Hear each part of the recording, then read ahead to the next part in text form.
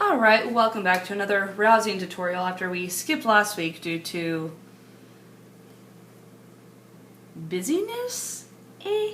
Happy Valentine's Day. I'm going to draw a little heart here because of course not only do we heart history, I'm currently hanging out at my mom's house because we had Valentine's Day dinner and it was awesome. I don't know if you can see my smiley face out to the side there. You can see part of it, but anyways. Tomorrow your quiz will be over Reform and Westward Expansion, and we're going to start with Westward Expansion, even though I know I wrote it first. Westward, EX. I'm just going to write EXP just to make this go a little bit quicker. I'm going to draw a circle, and I'm going to give it like a little something there, and that's Florida. Whoa, look at that! It's the United States. It's really not, but we're just going to pretend for now. Right here, we have the 13 original colonies. Then we move on, we have the Northwest Ordinance. That's the Mississippi. Then we have Florida. Over here is the Louisiana Purchase. As we move down, actually, there's like Texas down here. First we annex Florida, though. We have Texas. We have... This is really not the very good proportions for the United States. So we're just going to say that this right here, we'll just cut this off. And look, guys, magically, this becomes ocean. You know how I know it's ocean? Because it's blue. Because the only place you put ocean on a map, or the only way you put blue on a map is if it's the ocean. And look, it's the ocean. So right here, we have the Oregon country, which comes next, and technically it goes up into here. And then right here, we have Mexican Cession, and then this somehow actually supposed to reach over there. It's all Louisiana. Look how fun that is. My proportions are a little off, but you just need to know that we start moving westward. One of the purchases I want you guys to focus on is Florida. We get Florida in 1819 from the Adams-Onis Treaty. Now, Florida is located right here. In Florida, can't use blue on a map. Can't break my own rule. Right here, we have Georgia and South Carolina here, and right here is where they would run it down. African Americans, runaway slaves, would run away, and they would run to Florida. So runaway slaves would go from Georgia, South Carolina, runaway slaves. Runaway slaves. And I apologize if you can't see, I can't really see what I'm writing, so know that this says runaway slaves. They would run down to Florida to be free, and they actually became good friends with the Seminole Indians down there. Now, one of the next big things we talked about is Texas annexation. We annexed Texas in 1845. James K. Polk does it. He annexes Texas in 1845. Well, after he does that, he annexes Texas, and everything's kind of like, I say okay, it's not really okay, but we're going to pretend it's okay for long enough to receive Oregon. And we get Oregon. Now, when we're trying to get Oregon, we fight with Britain over this land. We finally decide that right here, the 49th parallel with Oregon country, the 49th parallel is the northern border for U.S. Then, after we get Oregon, things have kind of started heating up. Like before we bought Oregon, things were like at a slow simmer, but at this point, things are really heating up down at the border. Things heat up down at the border, and we end up with Mexican Cession. Or we have the Mexican-American War. At the end of the Mexican-American War, oh no, you can't see it, so I'm going to scoot this up a little bit. At the end of the Mexican Cession, we get this land here. This is purple, so we're okay. We get this land right here. That's California. We're going to say Cali to New Mexico. We get California to New Mexico and all the land in between. And this is, do you guys remember what treaty this is? I want you to think for a minute. What treaty gives us this stuff? Treaty that ends the Mexican-American War. you think about it? All of this happens because of the Treaty of Guadalupe. I'm going to say Guadalupe Hidalgo. All this happens because of the Treaty of Guadalupe Hidalgo. Now, moving on. As far as westward expansion goes, that's about all you have to know.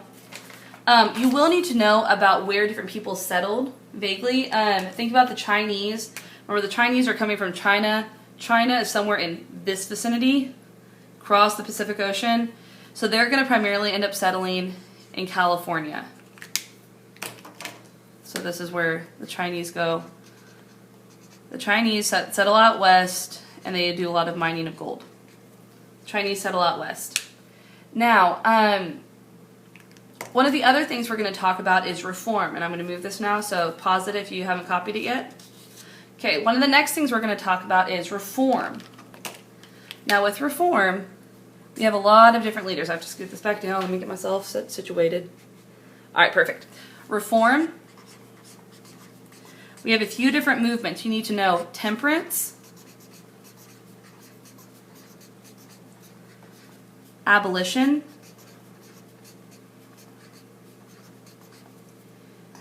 care of,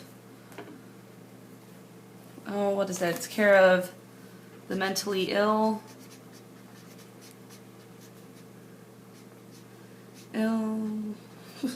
and prison reform.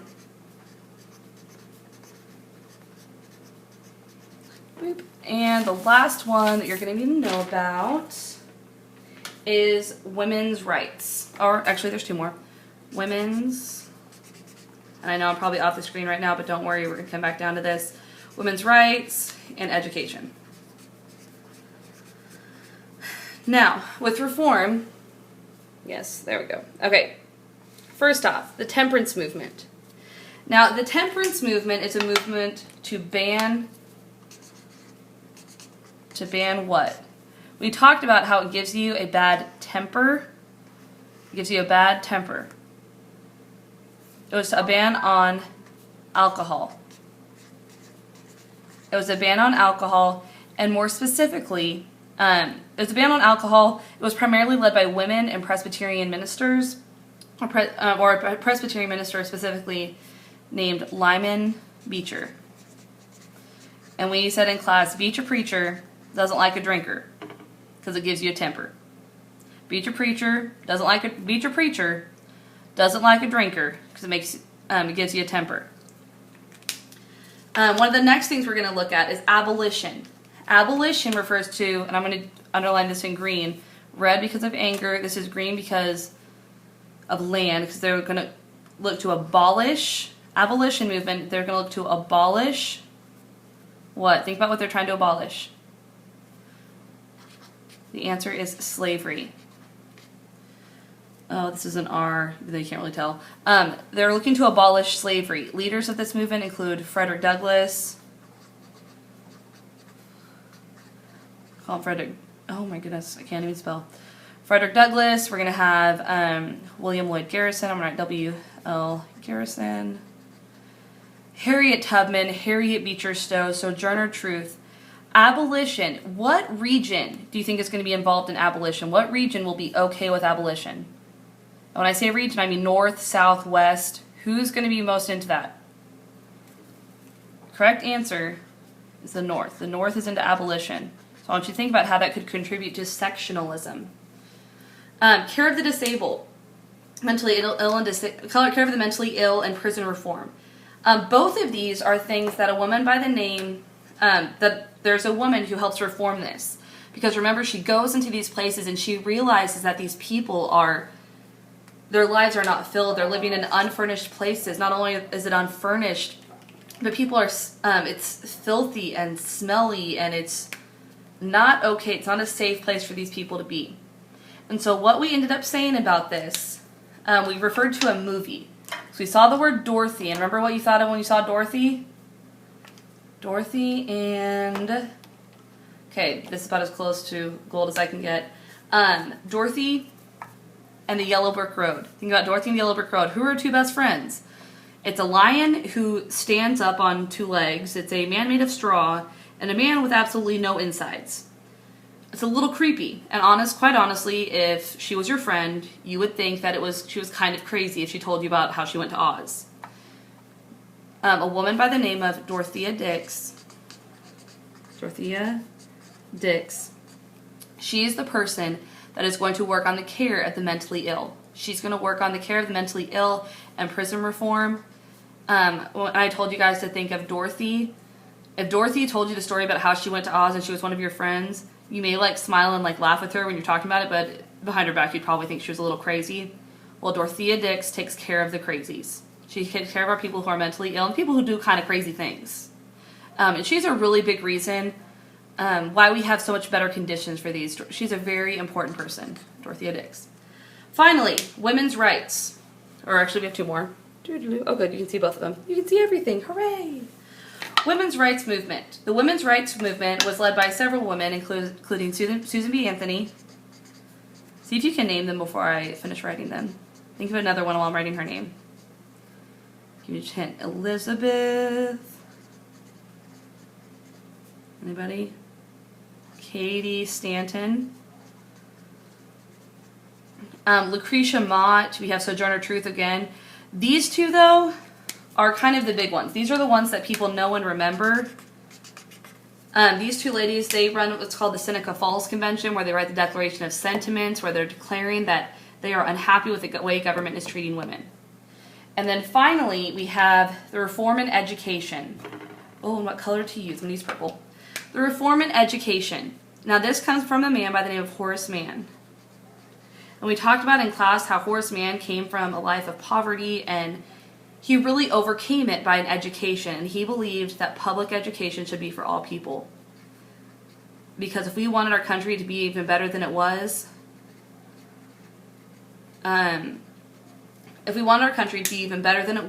you need an education. And the way that you remember this is, "Oh man, I forgot my homework," which is what a lot of you guys say on Thursday when you walk into class. "Oh man, I forgot to do my homework last night." Be sure you study these. I recommend flashcards. I recommend you use flashcards to study these and the Westward expansion. These and Westward expansion. I think it's going to help you significantly on your quiz. I hope you had a wonderful Valentine's Day, and I will see you tomorrow.